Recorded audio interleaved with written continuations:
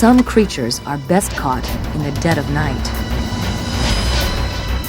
You go out at nighttime, you can't find them without some kind of bright light instrument to locate the eyes.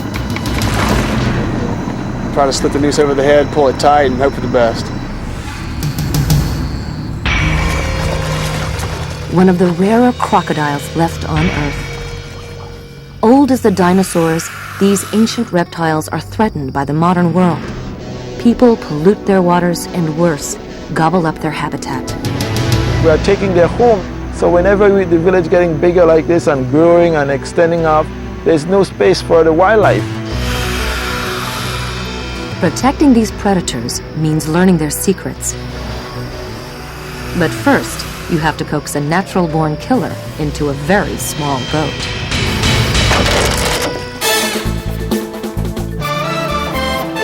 Located at the base of the Yucatan Peninsula, Belize is a sanctuary for many extraordinary creatures. But this pristine land is under siege, and Belizean conservationists battle to save a place they call paradise.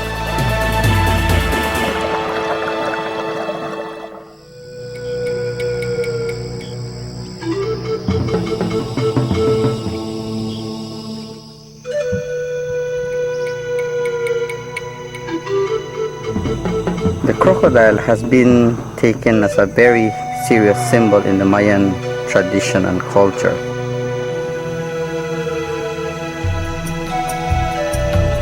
Conservationist Nazario Ku looks back 4,000 years into the past and sees reason to carefully guard the future.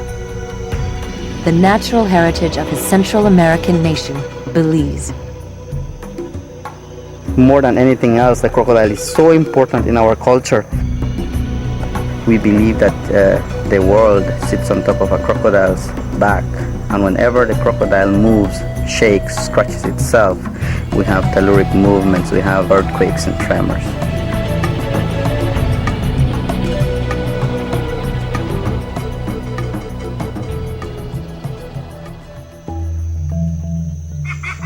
Today, that myth has evolved into science, and changes to the croc's health may warn of dangers that could shake the environment. Lagoons serve as safe harbors. At these intersections between sea and shore, life runs wild. But the wending ways of nature are imperiled by the often invisible threat of toxins.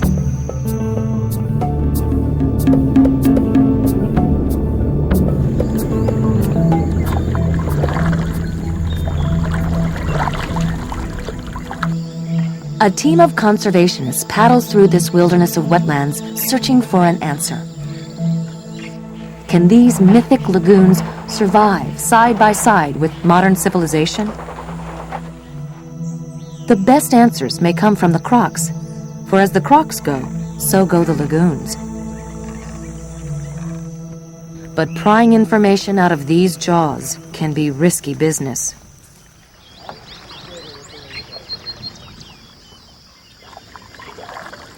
Thomas Rainwater is a biologist who studies poisons in the environment. He works with Jose Torres, a Belizean guide.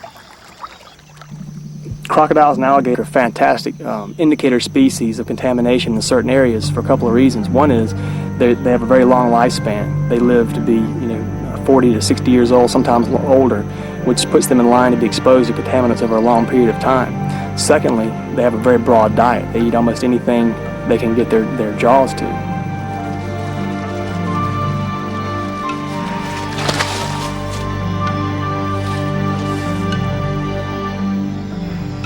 Thomas wants to know if insecticides and other agricultural chemicals threaten the lagoon.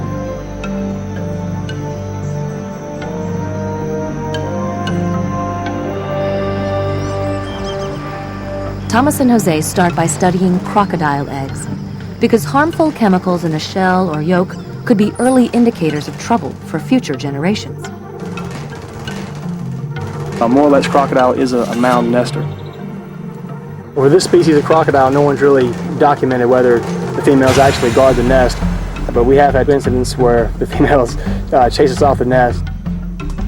Whenever we approach a nest, the first thing you really do, look around and make sure you don't see any of the females sitting around there.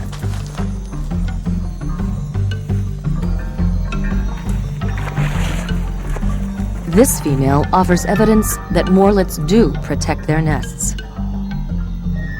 With a grin that resembles a chainsaw and a bite that could split a log, Mom keeps a close eye on her eggs. You have to be very fast when you are dealing with crocodiles because they're very fast too and they could jump pretty high, you know, so you have to be very careful.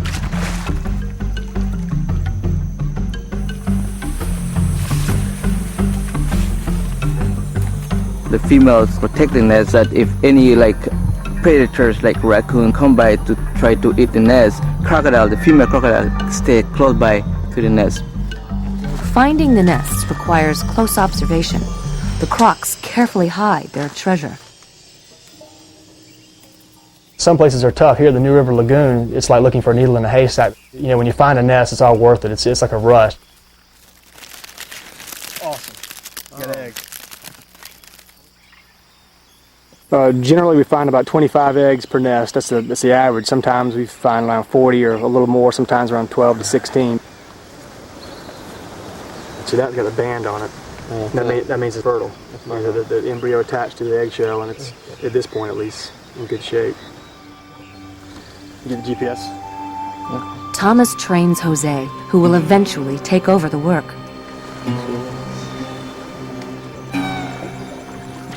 The team closely tracks females in March through May, the days before the rainy season when they lay their eggs.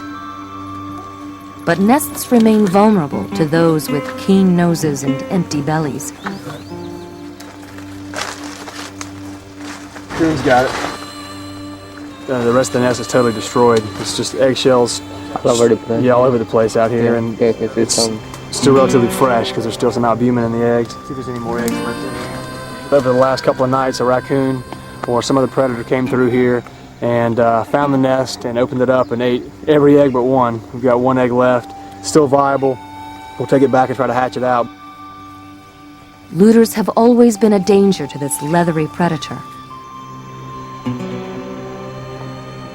But the hungry world of humans promises newer, deadlier threats, and little time for these creatures to adapt. Waste pumped from farming operations can be a big problem for lagoons. And historically, giant shrimp farms have been among the worst offenders.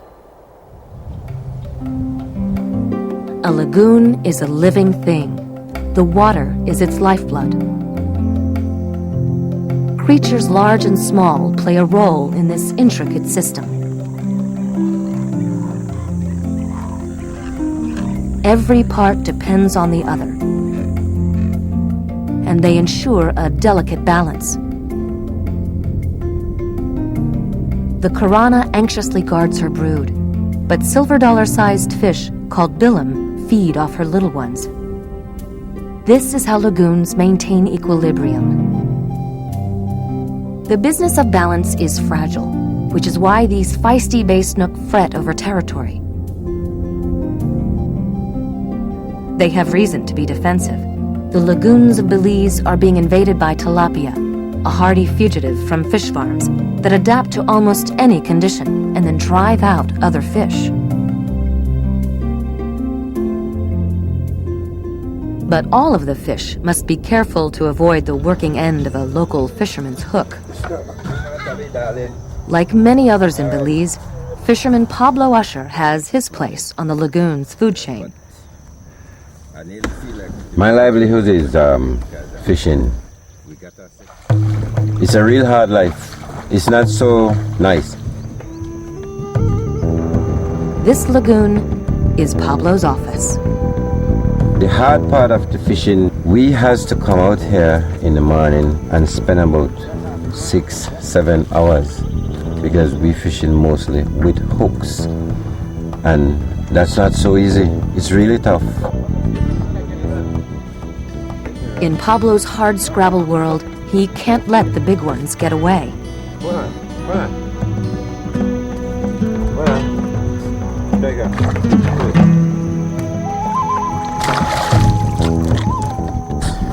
In a jug.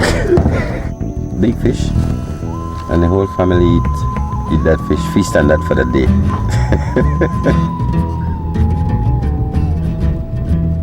We depend on this lagoon for our livelihood. When things are bad, then we gotta pull out the nets.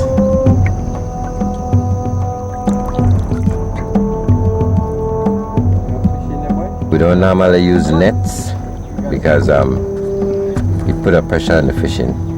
The more net you use, less fish you catch. When we usually use a net is when we're really desperate, and a desperate situation calls for desperate things.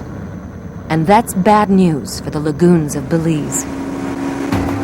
That's why finding the morlets and unlocking their secrets is so critical.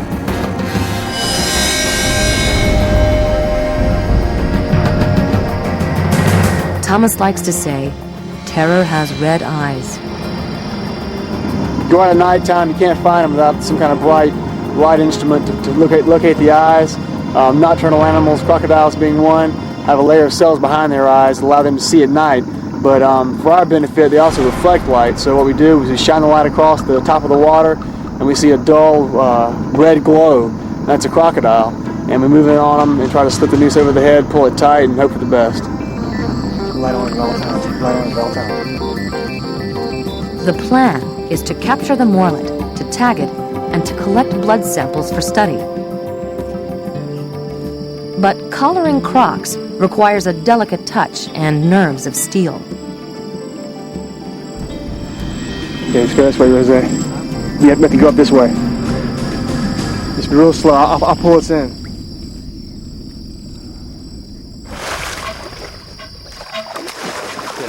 Thomas works a fine line between wearing the croc down and wearing the croc out. This rodeo could turn deadly for both. Boat decks are slippery, and a false step could be costly. I don't want to bite the boat. This is definitely high on the rainbow scale. Working with cold-blooded predatory reptiles.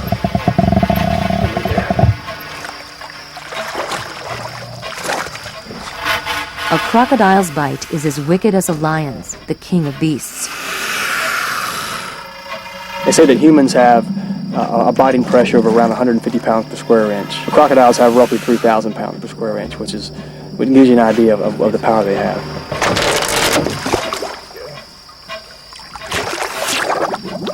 That taste, I hope. I prefer if you don't show them your lunging technique. All right, Ben, if you're up for it, I think we're about ready to try to get his mouth.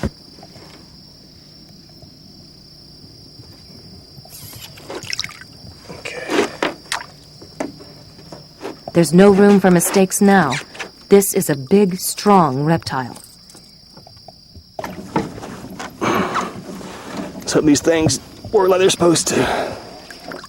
Now, I'm not sure I have enough. Hauling more than 200 pounds of teeth and muscle out of the darkness takes two skilled men. Let's get ready with the duct tape, will you? A slip or a miscue, and the croc could shred them both, or even sink the boat. Hold on a second. It's a big one. Perfect. This is it. This is. All right, Lewis. Give it a rip, buddy. And don't spare any tape. We got another roll. This old veteran will provide blood, urine, and fat samples. 9 feet.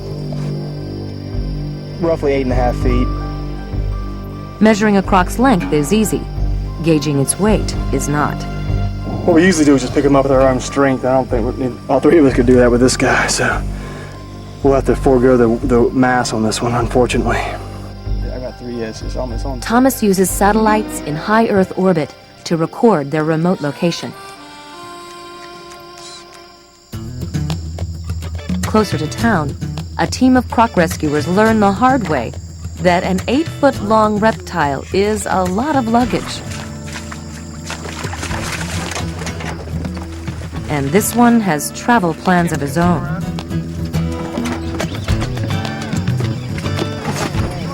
He's in the back. All right.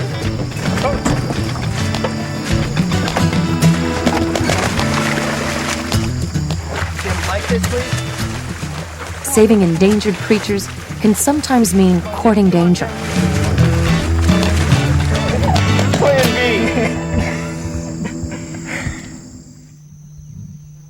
Protecting the Morlet's crocodile and the lagoons of Belize may take a revolutionary approach. Robbins McIntosh, a scientist and shrimp farmer, chooses the high ground. This farm is built back in the Pine Ridge, so there is negligible impact on the coastal zone from this type of farm. In the early 70s, shrimp farming only accounted for 4 or 5% of the world's consumption. Whereas today, shrimp farming accounts for 40 to 50% of the world's consumption. Robbins helped design this high-tech farm. This farm will produce approximately 10 times the yield per acre as a semi-intensive farm. The farm is built back from the wetlands, and its water and waste are recycled. So all of the water, saline water, is contained. If it leaves the pond through a harvest or whatever mechanism, it enters canals which all lead to settling basins. This allows water to be purified and reused without depleting or poisoning the lagoons. But eco-friendly shrimp farms are still in the experimental stages. In fact, this was the first of its kind in the world.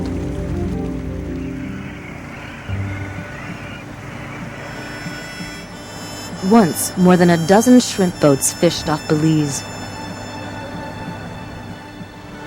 Now a lonely few still work the waves.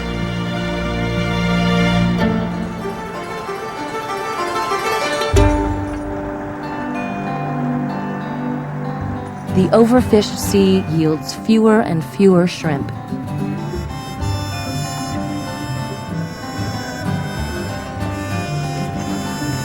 Fish are left to die on the deck, including the young that are the ocean's future.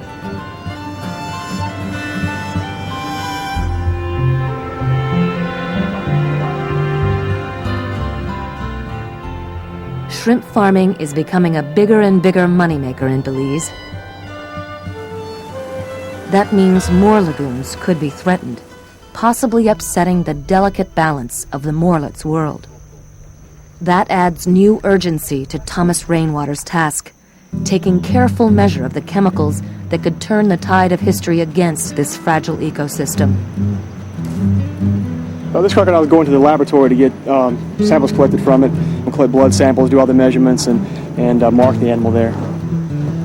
Even in a captive state, these reluctant volunteers can inflict serious damage. And Thomas puts a lot of faith in a little bit of silver tape. We're drawing the blood to look at hormone levels. And crocodiles and alligators are very sensitive to contaminants. He finds evidence of an illegal pesticide, DDT, used in Belize until recently, as well as other poisons in crocodile eggs. A reason to fear for the future of these lagoons. Well, we just tag them on the right rear foot in the webbing of the foot there with this tag. Has a number on it, and that just identifies the animal. We catch it again down the road, then we'll know which one it is, and it helps us to, of course, collect information from it over years and years and years. Thomas hopes to follow the crocs through their lives. Some go into bags, while others emerge from shells. Later, they all will be released back into the wild. So these guys got a pretty good deal hatching here, and by the time we release them, they'll be probably a few weeks old and have a little head start. So the yolk will be closed up, and they'll be ready to feed on insects and spiders and things. The young morlets stay close together for the first year of life, and they grow fast, about an inch a month for the first year. But life for these little ones is far from ideal. Mom stays close, providing protection. But there is little nurturing among crocs, and these youngsters are programmed to care for themselves. Creatures of instinct.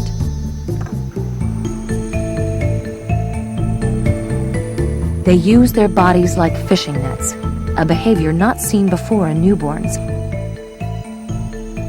The swishing and waving drive the encircled food toward their jaws.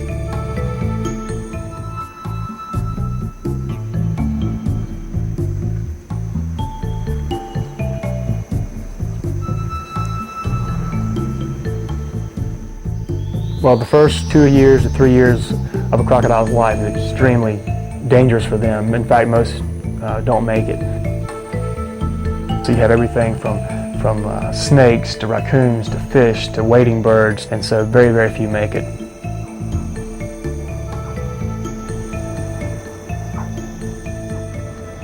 The wading birds that feed on the young crocs are central to the life cycle of the lagoons. And without these wetlands, there would be nothing to sustain many of these feathery travelers on their migrations.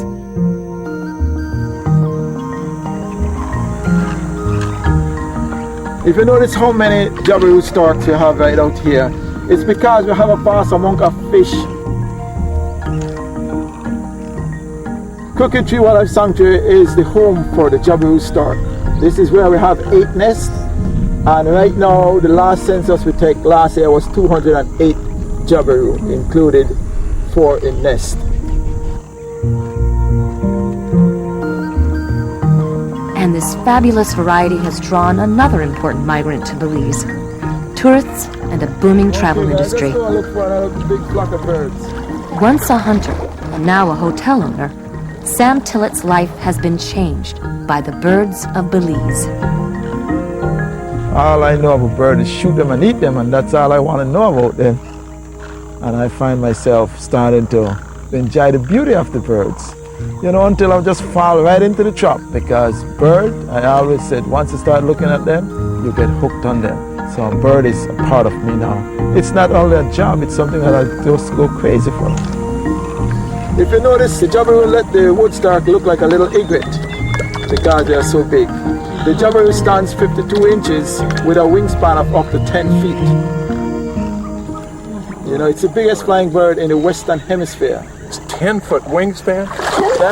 That's this wide. This wide. That's a lot of jabiru. Oh my gosh.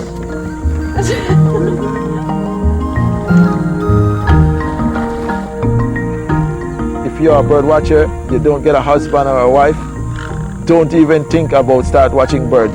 Get your husband and wife, then you start looking at bird afterwards, because you fall in love with that and you forget everything. We get about close to 4,000 people.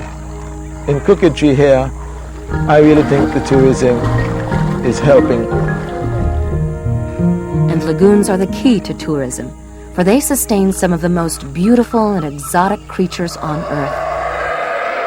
And that includes the Morlet's crocodile, one of the more glamorous and exciting creatures on the tourist's itinerary. These animals have been here for millions of years, about 200 to 250 million years. They were here long before we were. Yet in the short space of 50 years, the ancient reptiles were nearly driven to extinction. Today, as they recover, they help describe the health of the lagoons and all the creatures that depend on these waters. The precious cargo gets special handling. In my opinion, the release is much more dangerous than the capture. The big guy, you bring him into the lab, let him sit there for a few hours, get rejuvenated, take him back out to the boat, and you start pulling the tape off, and they start getting really, really feisty. This year we gotta be really careful, because one's head swing free and we're gonna rodeo. As Thomas knows well, protecting crocodiles means protecting himself, being very, very careful of teeth and tails. Hold tight. Head go, man. Holding tight may be the key to saving the environment and the wildlife of the lagoons.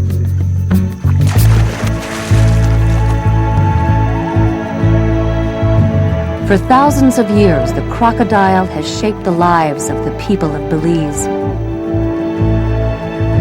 If the Morlet crocodile can find a place in the world, then it is a sign that we have set out on the path to preservation. A path that will reflect on the future of the crocs and the life of the lagoon.